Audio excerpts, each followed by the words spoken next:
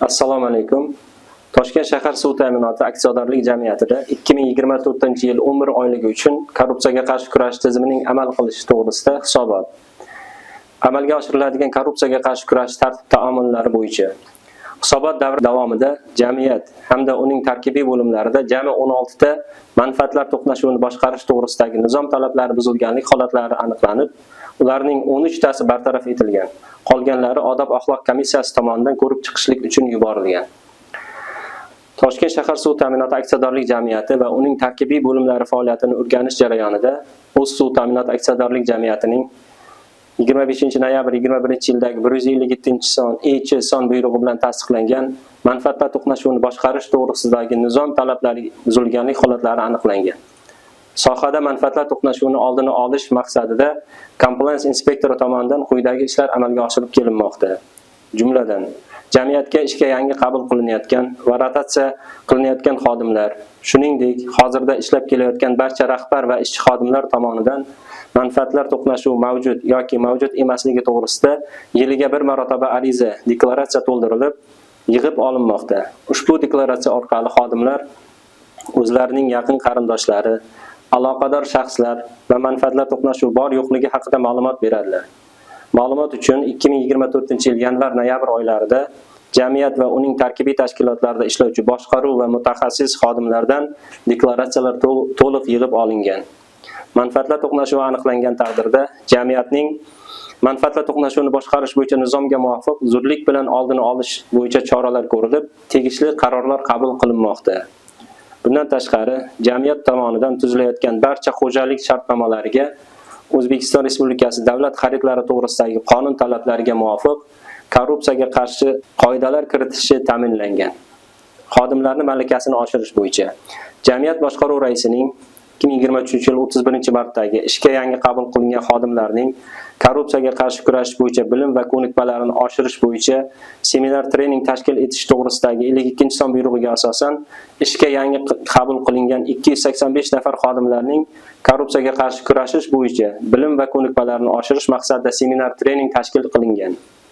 Bundan tashqari, joriy yilda jamiyatning barcha xodimlariga manfaatlar to'qnashuvini boshqarish nizomi, odob-axloq qoidalari va korrupsiyaga qarshi tartib-tamoyillar va talablariga rioya qilish masalalari bo'yicha seminar treninglar o'tkazilgan. Shuningdek, compliance nazorat inspektori tomonidan hisobot davri davomida 39 marotaba targ'ibot tadbirlari o'tkazilgan bo'lib, ushbu tadbirlarning 30 tasi jamiyatning tizim tashkilotlari ishchi xodimlari orasida seminar uchrashuvlar, 9 tasi mahalla fuqarolar yig'inlarida sohaga doir mavzularda davra suhbatlari o'tkazilgan. Bundan tashqari, compliance nazorat inspektori tomonidan korrupsion xavf-xatarlarning oldini olish borasida ishchi xodimlar, ayniqsa ishga yangi qabul qilinayotgan xodimlar bilan 582 ta yakka tartibdagi profilaktik suhbatlari o'tkazilgan. Korrupsiyaviy xatti-harakatlar va huquqbuzarliklar to'g'risidagi xabarlar bo'yicha hisobot davrida xodimlarning korrupsiyaviy xatti-harakatlari, manfaatlar to'qnashuvi, korrupsiyaga qarshi kurashga oid boshqa qonunbuzarliklar bilan bog'liq masalalar bo'yicha jami 33 ta ariza va murojaatlar kelib tushgan bo'lib, ularning ijrosi ta'minlangan. Murojaatlarning aksariyat qismi iste'molchilar suv ta'minoti xodimlaridan, jumladan nazoratchilarning xatti-harakatlaridan noroziligi hamda ichimlik suviga ulanishda va hisoblagichlarni o'rnatish jarayonida nazoratchilar tomonidan ortiqcha pul mablag'lari talab etish holatlari sodir etilayotganligi bilan bog'liq murojaatlar hissasiga to'g'ri kelgan. Jumladan, O'zbekiston Respublikasi Prezidentiga ishonch telefoni orqali kelib tushgan murojaatda murojaat muallifi Burxonov aka Yashnobod tuman suv ta'minoti bo'limi uning uyidagi ichimlik suvi hisoblagichiga 5 oydan buyon tamg'a qo'yib bermasdan kelayotganligi, 1 million so'm pulni olsa-da suv hisoblagichga tamg'a qo'yib bermayotganligi, pulini qaytarib olishda va suv hisoblagichga tamg'a qo'ydirishda yordam so'rab murojaat qilgan. Ushbu murojaat o'rganilishi natijasida murojaatchining murojaati to'liq qanoatlantirilgan. Nazoratchi Q.J.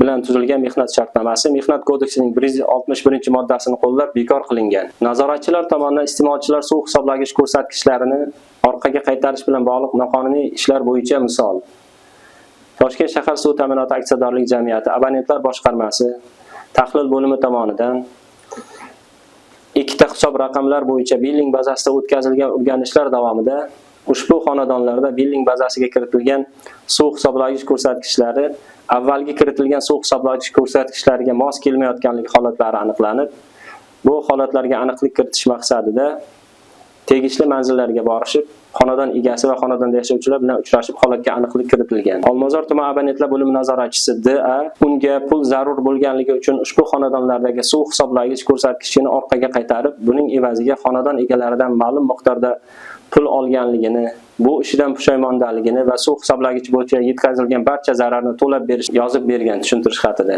Jamiyatda korrupsiyaviy holatlarni o'z vaqtida aniqlash hamda fuqarolar murojaatlari bilan tezkor va sifatli ishlash maqsadida compliance nazorat tizimida zamonaviy aloqa usullari yo'lga qo'yilgan. Xususan, jamiyatning 93 kod bilan 111 47 57 raqamli ishonch telefoni, Antikor.uz onlayn murojaatlar uchun elektron pochta, Ussu Anti-Corruption Bot Telegram ilovasida bot hamda jamiyatning Ussu.uz sayti orqali murojaat etish imkoniyatlari yaratilgan. 2024-yil 11 oyi davomida compliance nazorat xizmatining ishonch telefoni orqali 8 ta murojaat kelib tushgan bo'lib, u bo'yicha o'rganish o'tkazilgan va murojaatchilarga murojaati ijobiy hal qilib berilgan. Kelib tushgan har bir murojaat bo'yicha zudlik bilan tegishli munosabat bildirish hamda korrupsiya holatlari yuzasidan murojaat etuvchi shaxsning ma'lumotlari sir saqlanishi kafolati ta'minlangan.